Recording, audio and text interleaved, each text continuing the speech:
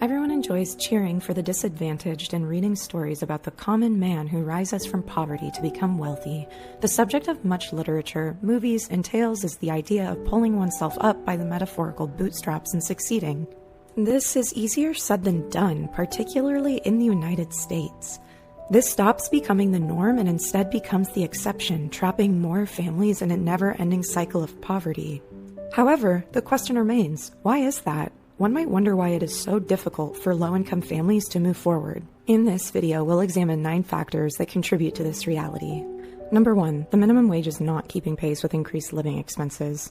Since 2009, the federal government has maintained a minimum salary of $7.25 per hour. Say you work 40 hours per week, your take-home pay will be $290. You'll have earned $580 after 2 weeks of work, which is just under $14,000 per year before taxes.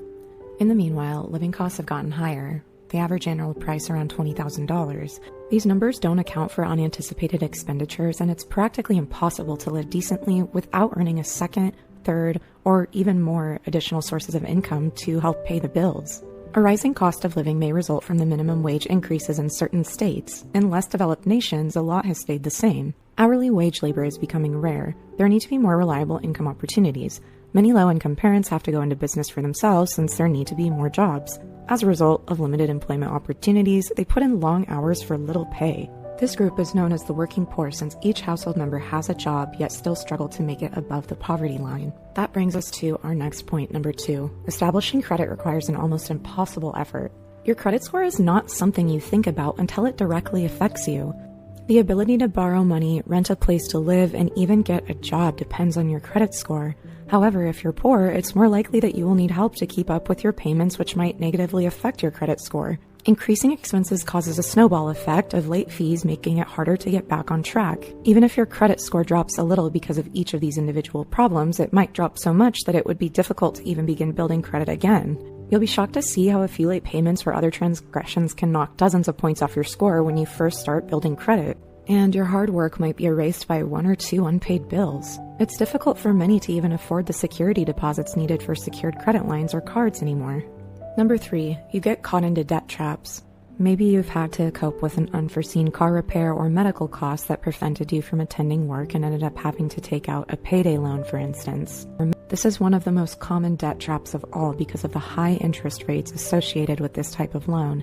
You will never pay these types of loans off without paying above the minimum payment because the interest rates with each billing cycle will eat away at your principal amount. This goes for the same with having remaining balances on a credit card every month to month. The repercussions of payday loans, fraudulent debt consolidation schemes, and using credit cards for unexpected expenses are all negative. It's easy to act rashly out of worry, but that often leads us to regret and extra debt, so make sure that you use your best judgment when borrowing money.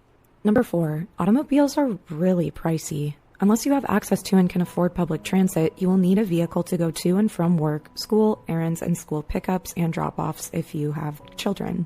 Some of us need cars because we live in remote places without public transit or because we find them more convenient. Average annual car maintenance expenditures are roughly $8,000, which doesn't include insurance or sudden breakdowns. Furthermore, low-income household automobiles are typically in pretty bad condition. They might break down, cause issues, and need more upkeep as time goes on. Oftentimes, not being able to drive means settling for low-paying or no-growth opportunities since they are the only ones within walking distance depending on where you live. Continuing with point number 5, unexpected expenses can seem never-ending. If you have enough cash, problems like car trouble, illness, and appliance replacement may be handled with relative ease.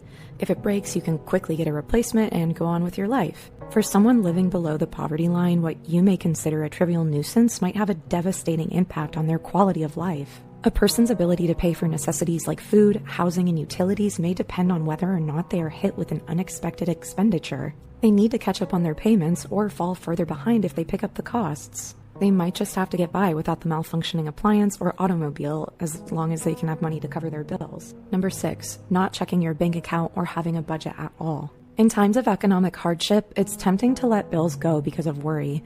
If you do that, you risk exceeding your bank account limit. More spending on debt repayment means falling even further behind. These little things add up fast and might even prevent you from getting out of debt regardless of how hard you work. It's challenging to save money for a rainy day or emergency. It's hard to save money while also trying to pay your bills and cope with life. It feels impossible sometimes, but there's always a chance it's not. A financial setback may return you to square one when you think you've made it. The longer a person has a string of financial difficulties, the deeper they may go into debt. This is why it's so important to have a budget, especially in times of economic hardship or when the economy is troubling. Number 7, not receiving an adequate education. A good education may make a massive difference in a child's life, opening doors to better opportunities and ending the cycle of poverty for good. This means that all children everywhere should have the right to an education. Many international groups exist solely to keep tabs on this. However, in many areas, young girls and boys are discouraged from attending school owing to health and hygiene issues and discrimination based on gender. Only around half of primary school-aged children in the possibly least developed nations complete 6th grade, and only about a third of students in these countries continue their education into secondary school. And if it isn't evident by now, what is the connection between the two? There is a close relationship between poverty and schooling. In many developing nations, students pay for their own books, clothing, and transportation to and from school despite free public education. For low-income families, the costs of these essentials may prevent their children from being able to afford school at all, and many kids have to drop out of school to help their families make ends meet. Second to last on our list is number 8, which is intergenerational and hereditary poverty.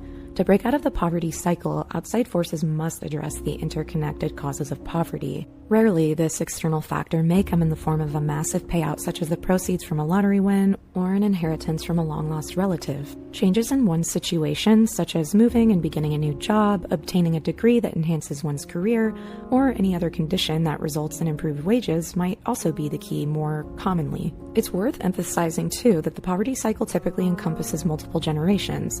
Overall, for poverty to finally end, it must span back at least 3 generations because only then has enough time passed to completely eradicate any prospective past relative who may possess and can presumably transmit the intellectual, social, and cultural capital necessary for staying out of or changing their impoverished state. Individuals today must depend on alternative means to stop the cycle of poverty if they cannot expect on inheriting anything.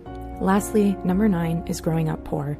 Wealth accumulation might be profoundly affected by all the factors discussed. While children born into middle-class homes often have access to adequate food and clean water, those born into poor families often struggle to satisfy even the most basic necessities. They are not likely to own a house, have a stable income to support a child while they attend public school, or have access to healthy food or clean water. This, together with other barriers like racism, ableism, or sexism, makes it very difficult for these individuals to find gainful employment and escape the cycle of poverty. Furthermore, many low-income children lack the future financial stability that their more affluent counterparts may get through inheritance. They are also more likely to have a negative attitude about financial matters later in life. Ending one's own cycle of poverty is a difficult task that calls for both personal initiative and societal changes. A person's chances of escaping the cycle of poverty may be improved by a number of measures and factors. Some strategies for escaping poverty include acquiring knowledge and new abilities and skills, establishing a savings account and budgeting routine, and forming relationships with helpful people and groups. If we want to make a dent in global poverty, we need to do more than just make personal sacrifices. Some examples of such measures include improving access to affordable housing and healthcare, increasing the minimum wage across all states, and making higher education and employment opportunities. For tuning into our channel. We hope you found the content informative and valuable. Don't forget to like, comment, and subscribe for more videos in the future. If you have any ideas or suggestions for future topics, let us know in the comments section below.